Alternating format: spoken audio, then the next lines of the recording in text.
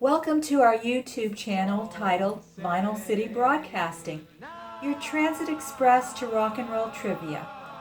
I'm Marie, the host of VCB. Rico wants me to catch the train to Jersey City today and shoot some pictures of the neighborhood, especially the Palace Theater, where today's VCB guest grew up and made his first public appearance. Have you been there?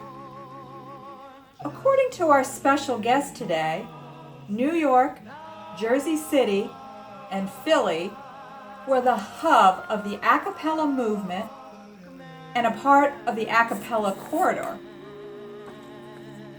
Oh, I hear the train pulling down below.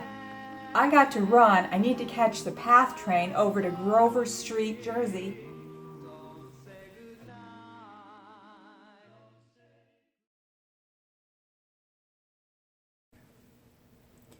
Rico, PATH train just pulled into the station. I'll call you when I get to the theater. Stand clear of the closing doors, please.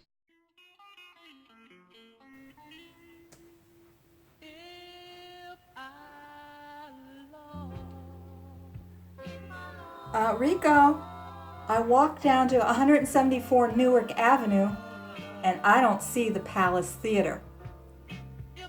Why don't I ask this gentleman that's standing across from me? Sir, I think I'm lost. I'm looking for the Palace Theater, but all I see is an empty parking lot across the street and Palace Drugs next to it. Rico, this kind man looked at me funny and told me that the Palace Theater hasn't been there in 50 years. I think I'm out of here.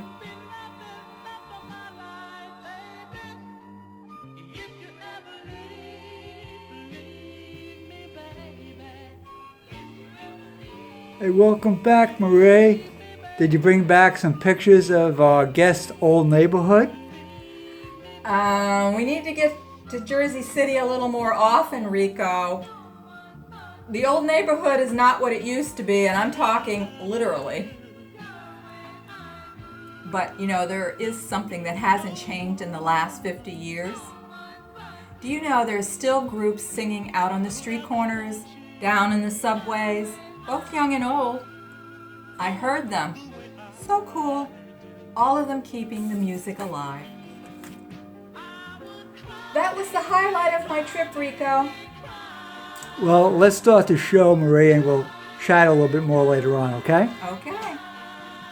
And today, we have the pleasure of interviewing a friend of ours, Abe Santiago, independent filmmaker, author, and a cappella singer. Abe performed with an a cappella group back in Jersey City during the 60s called The Concepts. He has also written a number of books and produced a DVD on a cappella, all with rave reviews. His first book, A Cappella Street Corner Vocal Groups, was awarded Best of 2006 award from SoulPatrol.com and the Black Standard Music Award in 2011. His DVD titled Street Corner Harmony is a documentary film that was nominated for Best Documentary Film at the Golden Door International Film Festival of 2011 in Jersey City. But the book we are highlighting in this interview is his new book, titled A Cappella Living in the Shadows, 1963 to 1973, A Social History. Now we're going to show you first a little slideshow, which will set the a cappella stage for the interview. The pictures will encompass the books and video mentioned above, along with some cool pictures of Jersey City, Abe's hometown, and some of the a cappella groups from that time period. Some are even still performing today. Now picture yourself standing in the line outside the Palace Theater to get inside to see the Concepts and other a cappella groups. Have you got your tickets? Okay. Well, you can come in. Run the slideshow, Rico.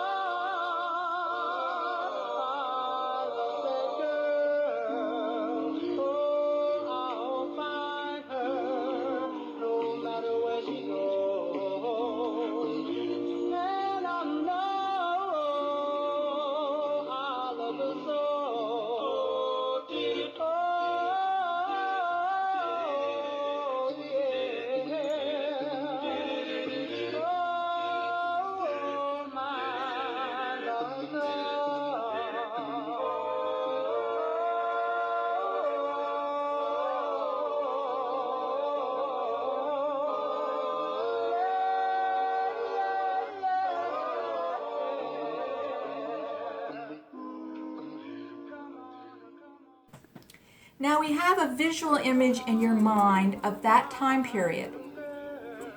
And let's run the interview I did with Abe a few weeks back via video broadcasting. Listen for some of the groups that we showed you in the slideshow. Run that interview, Rico.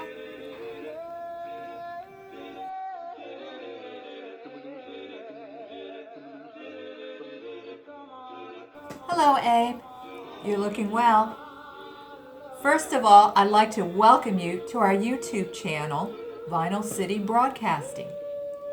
Rico asked me prior to this interview to go to Jersey City and shoot some pictures and get a feel for the neighborhood that you grew up in. I feel like a Jersey girl now. So let's start from the beginning, Abe. Tell us a little bit about your background, vocal group Harmony, and were there any groups or individuals that were instrumental in your a cappella journey? Also, how was the Palace Theater a springboard to your career? Thank you, Marie, for the wonderful introduction. And thank you for allowing me to be here on Vinyl City Broadcasting. I really appreciate it. Well, let me start off, Marie, first with my background. I was born in New York City, and I was raised in Jersey City, New Jersey. And music was always a part of my life. Ever since I entered school, in grammar school, I've always loved singing. And it wasn't until the mid-1950s, like 1956, 1957, when rock and roll burst on the scene, that I really became interested in vocal group singing, especially groups like Frankie Lyman and the Teenagers, Little Anthony and the Imperials, the Five Satins, the Cadillacs. They had such an influence on my psychic, and I really believe that it implanted a DNA R&B in my soul, because I just totally became involved and loved vocal group singing, even though I didn't know anything about it.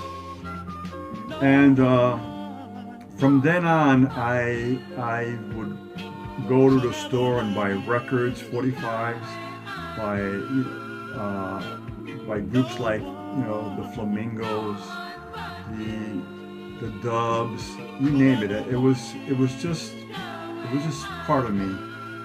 And by the time I went into high school, I still loved that vocal group sound. And when I was in grammar school, I had a friend of mine, Ed Rivera, and he and I both sang in grammar school together. And then when we entered high school, we were both involved in our high school choir and in a high school ensemble. And we met a couple other guys, Juan Perez and Ahmed Valentine, and we got together and we formed a group. Our first group was called the Five Latins, even though there was just four of us, but we called ourselves the Five Latins, and we made our very first recording, a demo recording, in Newark, New Jersey. But then shortly afterwards, we changed our name to the Concepts, and we started singing in people's homes. We started singing at banquet halls. We started singing people's weddings and so forth. And we really started to become popular in the downtown area. And then the springboard that really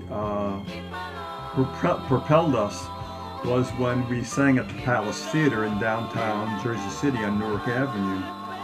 We sang there the first time and it was a great success. Then we sang again. They invited us again the second time to sing at the Palace Theater. And that, in a sense, kind of skyrocketed us to among our friends and acquaintances. And it was during that time period that we met Stan Krause, who had a record shop in Gerald Square in Jersey City. And that's how it all began for us when we first started singing in Jersey City.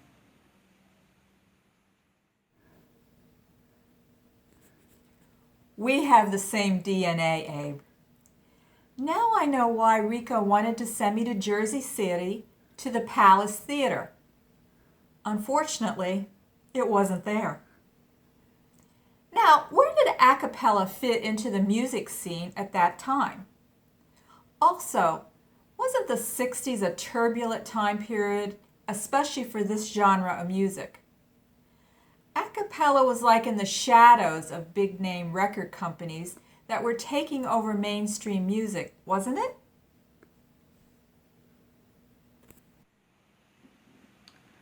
Now, in terms of your question, what was it like during the 1960s? Well, during the 1960s, there was a lot of musical genres that was floating through the whole USA. In Detroit, you had the Motown sound. In Memphis, you had the Memphis sound, like Otis Redding and people like that.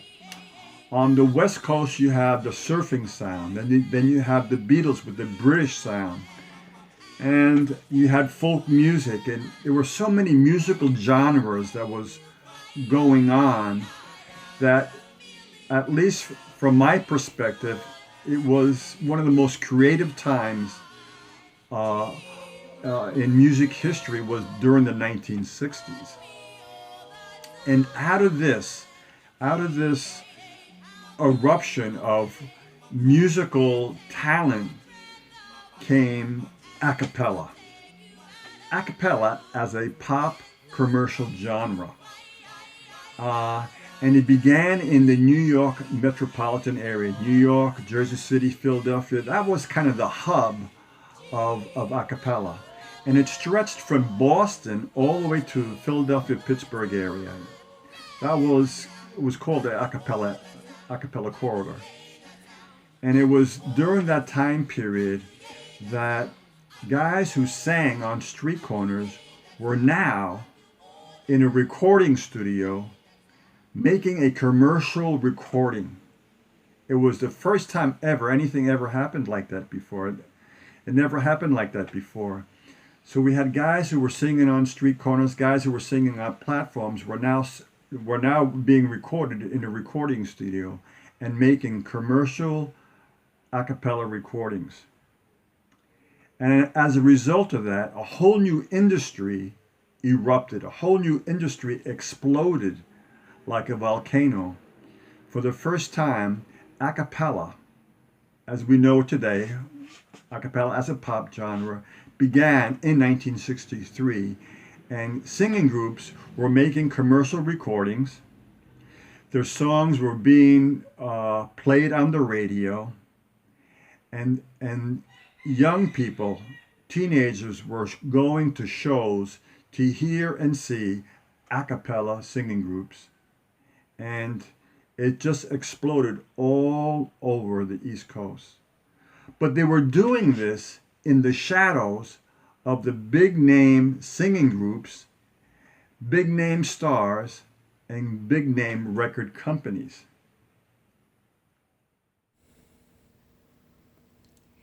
That's great a cappella history, Abe.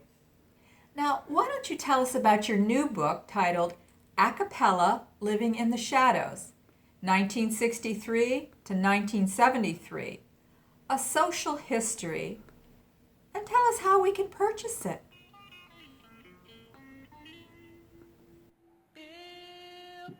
Marie, just let me wrap up a little bit about my book and just give you a real brief summary what it contains.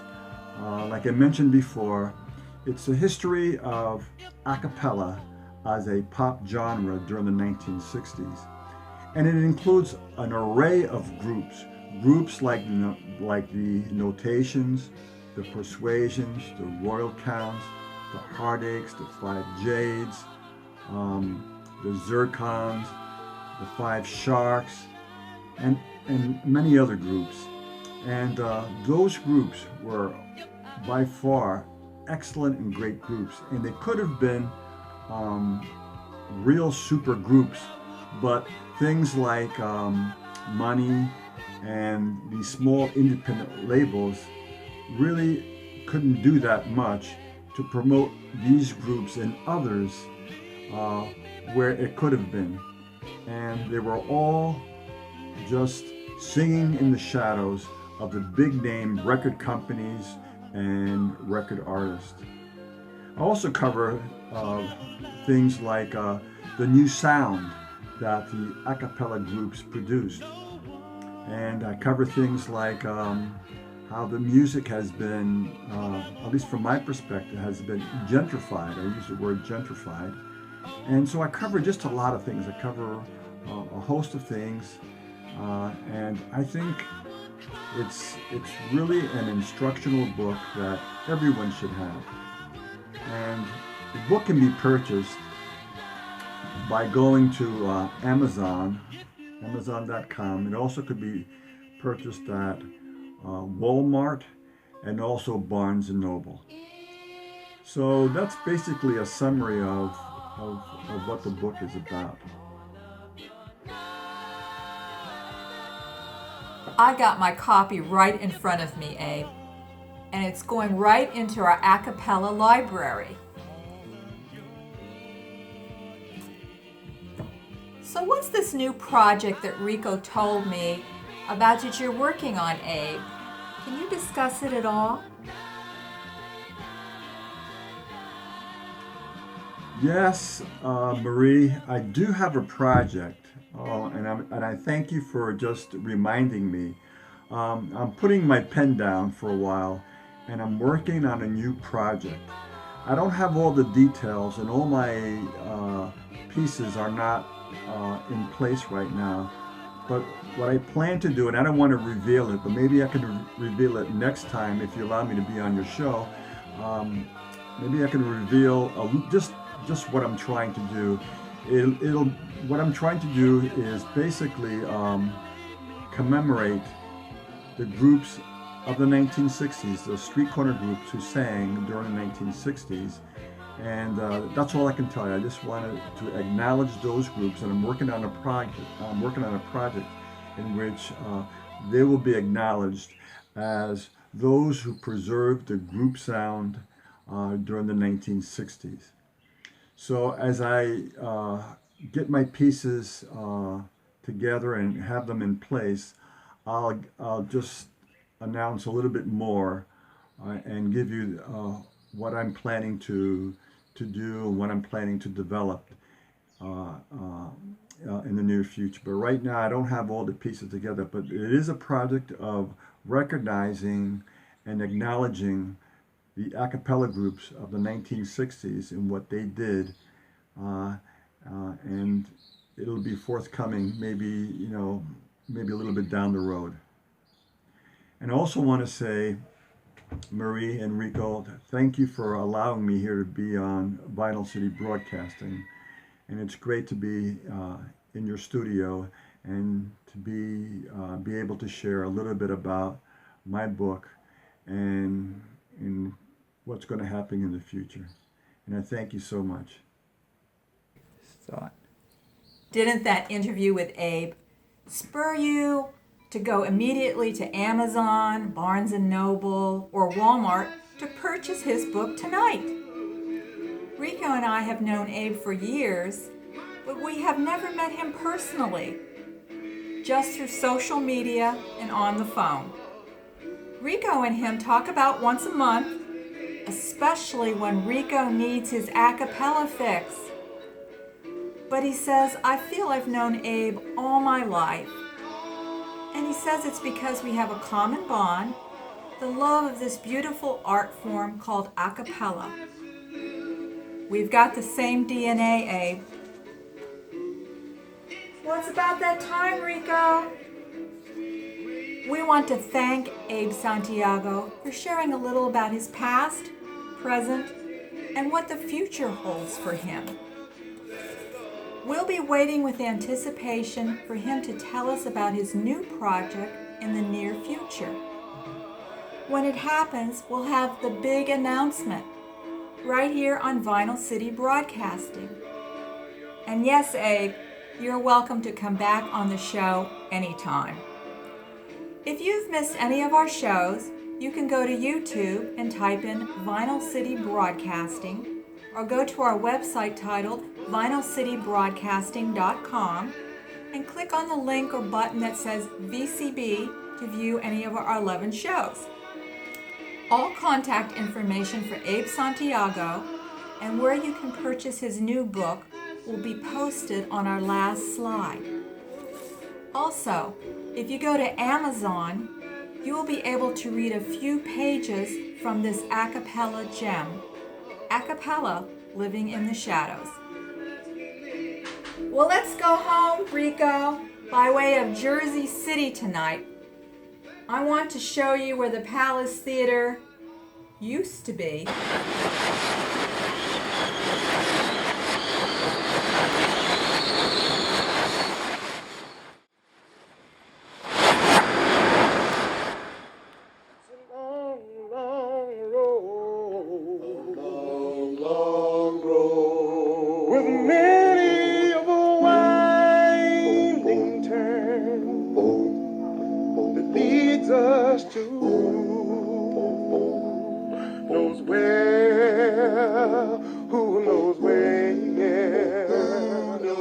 But I want you to notice that I'm strong.